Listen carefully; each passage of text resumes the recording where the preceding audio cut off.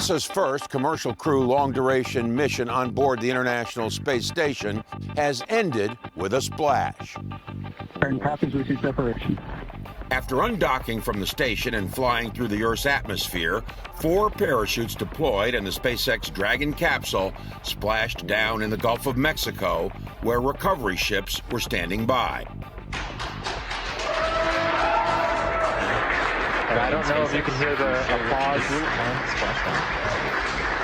but we have visual confirmation of the Crew 1 resilience capsule. From resilience. This excellent news. We are splashed down. The Dragon capsule's fiery re-entry in the night sky was captured in a photograph taken from the space station, where the astronauts had called home for the past 6 months. This was the first night splashdown since Apollo 8, more than 50 years ago. The 4 astronauts, 3 Americans and 1 from Japan, went back to Houston.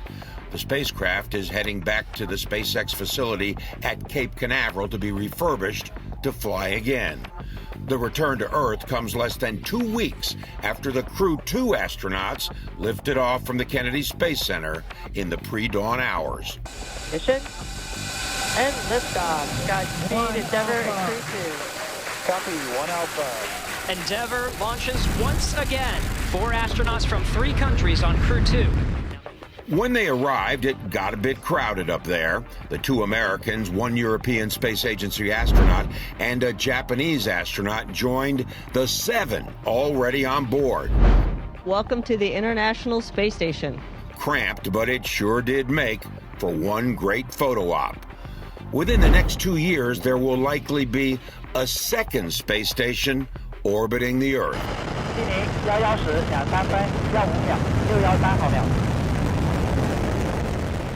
The core element of China's new space station was successfully placed in orbit.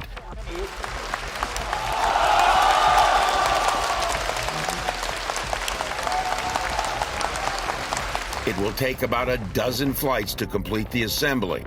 Former NASA astronaut Leroy Chiao, who commanded the ISS for 6 months, says China's astronauts visiting their station can expect to deal with continual maintenance and upgrades. Chiao is concerned that because China has not launched astronauts since 2016, the learning curve could be steep. So their capabilities, operational capabilities, are not nearly as developed as ours, and they've got a long ways to go, and by not flying for so many years, they're not moving the ball forward for themselves. So they're going to have a big challenge once they do get their space station elements up, of ramping up quickly to be able to support those kinds of operations when they haven't exercised their teams in so long. Exercising the body will be critical too. Every astronaut who ever flew a long-duration mission has done it. Why? Space is not kind to the human body. Strange, sometimes debilitating maladies can occur. Over 70% of astronauts that fly these long-duration flights have come back with some changes to their eyes. Some of them have come back with permanent eye damage, and it's really not well understood. We actually do ultrasounds of our eyeballs, and that's in order to see how our eyeballs are changing, what's going on with the optic nerves. With 2 space stations orbiting the Earth, the level of research will be dramatically expanded. For scientists, no matter how you slice it, that's a good thing. A very out-of-this-world good thing. John Zarrella, MyRadar, Cape Canaveral, Florida.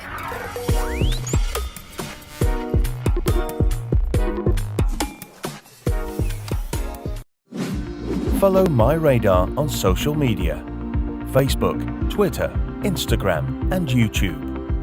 Download MyRadar on iOS, Android, Amazon Alexa, Xbox, and Windows.